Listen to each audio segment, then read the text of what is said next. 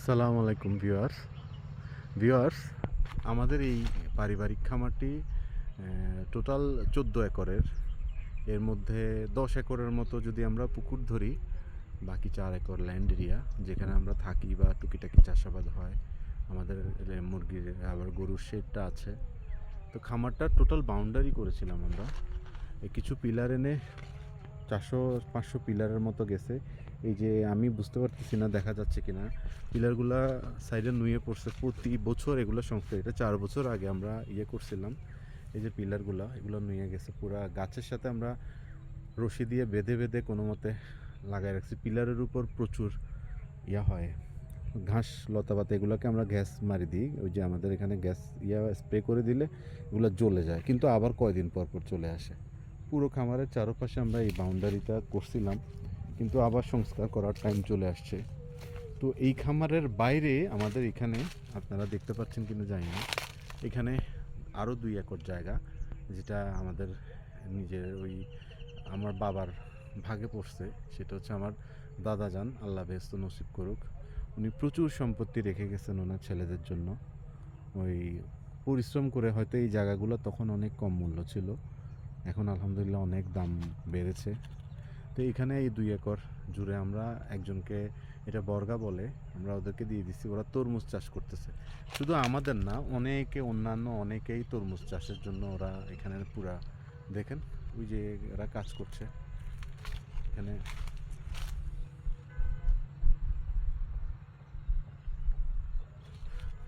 ওদের থেকে তরমুজ খেতে পারবো, সেল করে ওরা। এটা আসলে কথা আমার মায়ের সাথে হয়েছে।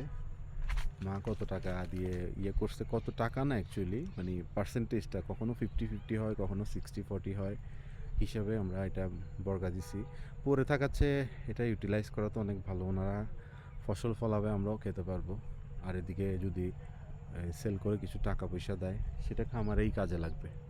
তো এই জায়গাটা এখানে এই 2 একর, এখানে 2 একর আমাদের। আবার বাকি আশেপাশেরগুলো আমাদের এটা হয়তো আমার কোনো ফুপির বা কোনো চাচ্চুর, ওনারা এটা এই জায়গাটা, ওই বাউন্ডারি দেখা যাচ্ছে, ওই গাছ বাড়ির যে ঘেরাও, এগুলো সবগুলো আমার দাদা জানের।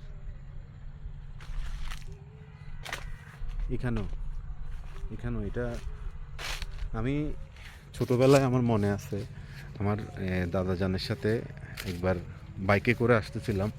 তখন আমাদের এই খামারে কিছুই হয়নি। এই খামার তখন এগুলো সব ছিল ধানি জমি। তা আমি জিজ্ঞেস করছিলাম আমার দাদাকে যে, দাদা আপনার জায়গা কতটুকু এখানে? উনি আমাকে বলছে, তো চোখ ডানে বামে যতটুকু যায় এগুলো সব আমার জায়গা। তো আল্লাহ ওনাকে ব্যস্ত নসিব করুন, কী পরিশ্রম করছে, এগুলো জোগাইছে। আমাদের এখান থেকে, আমাদের খামার থেকে আমার মেইন বাড়ি যেখানে আমরা থাকি, সেটা 15 কিলোমিটার দূরে। তো এই 15 কিলোমিটার প্রতিদিন, তখন তো এখন না রাস্তা হয়েছে, তখন ওনারা বাইক নিয়ে আসতো। তখন ছিল মাটির রাস্তা। এখন তো আলহামদুলিল্লাহ পাকা রাস্তা, যেটা আমরা একদম শহরের মতো রাস্তা পাইছি, আমরা গাড়ি নিয়ে চলে আসি। তখন ছিল মাটির রাস্তা। এই মাটি ভেঙে ওনারা প্রতিদিন আসতেন। কি পরিশ্রম যে আল্লাহ ওনাদেরকে করাইছেন। এখন এই পরিশ্রমের ফলটা আমরা রেডিমেড পাচ্ছি। এটা হয়তো লাকি, আল্লাহর কাছে শুক্রিয়া। কিন্তু ওনারা অনেক পরিশ্রম করে এই সম্পদগুলো জোগাইছেন। এই যে এখানে যা দেখতে পাচ্ছেন, এগুলো সবই আমার দাদা জোগাইছেন।